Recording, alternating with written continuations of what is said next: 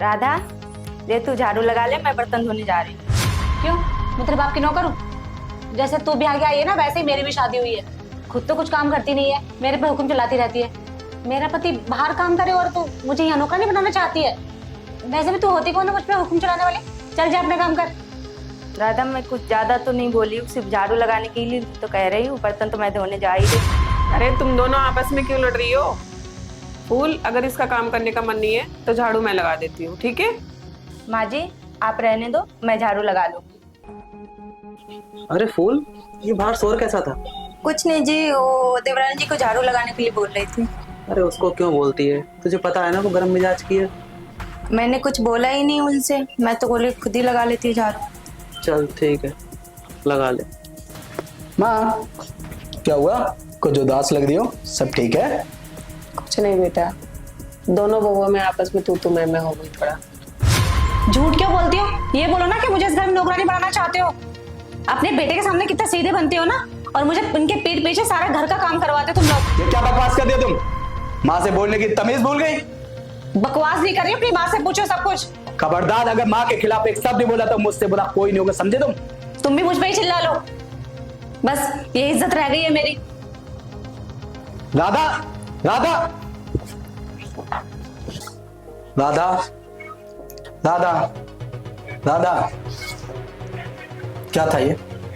तुम्हें पता भी तुम्हारे पीठ पीछे यहाँ क्या होता है? कैसा व्यवहार करते हैं मेरे साथ ये लोग? सारा दिन तुम बाहर काम करो और यहाँ मुझे नौकरानी की तरह बना के रखते हैं। वो खुद तो कुछ करती नहीं है। बड़े भाई साहब है, वो सुबह जाते हैं, बस थोड़ी देर घूम घाम के वापस आ जाते हैं। बचे हम दोनों, बस हमें नौकर बना के रखा हुआ है। बस इतनी सी बात? राधा, राधा, तुम जानती हो कि बड़े भैया कितनी मेहनत करते हैं, भाभी ने क्या किया इस घर के लिए। ऐसा नहीं है राधा कि वो तुम्हें नौकरानी समझते हैं। राधा, तुम नहीं जानती, आज मैं जो कुछ भी हूं ना, सब कुछ बड़े भैया की मेहनत की वजह से हूँ। उन्होंने मुझे पढ़ाया लिखाया, आज इस काबिल बनाया कि मैं एक सक्सेस इंसान हूँ। घर का काम करने से कोई नौकरानी नहीं बन जाता। तुम जानते हो दादा, जब भाभी आई थी ना, तो उनको भी थोड़ी प्रॉब्लम होती थी, लेकिन उसके बाद कुछ ही दिनों बाद उन्होंने इस घर को बहुत अच्छे से संभाला। बस वो तुम्हें घर का काम करना सिखा रहे हैं। इसका मतलब ये नहीं है कि वो तुम्हें नौकरानी समझते हैं। और दादा, सच्चाई अगर तुम्हें पता चल गई ना, तो शायद तुम बर्दाश्त नहीं कर पाओगे।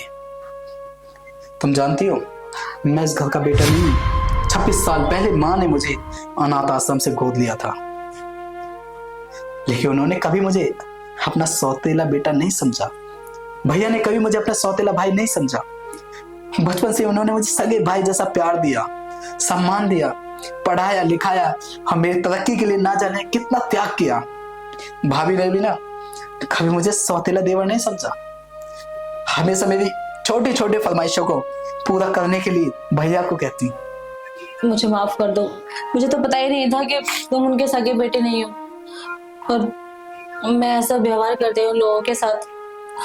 मैं बहुत शर्मिंदा हूँ। कोई बात नहीं दादा, लेकिन उम्मीद करता हूँ कि जिंदगी में कभी माँ का या बड़ी भैया भाभी का अपमान नहीं करोगी। हमेशा उनकी इज्जत करना, ठीक है? अच्छा चले, चला जाओ।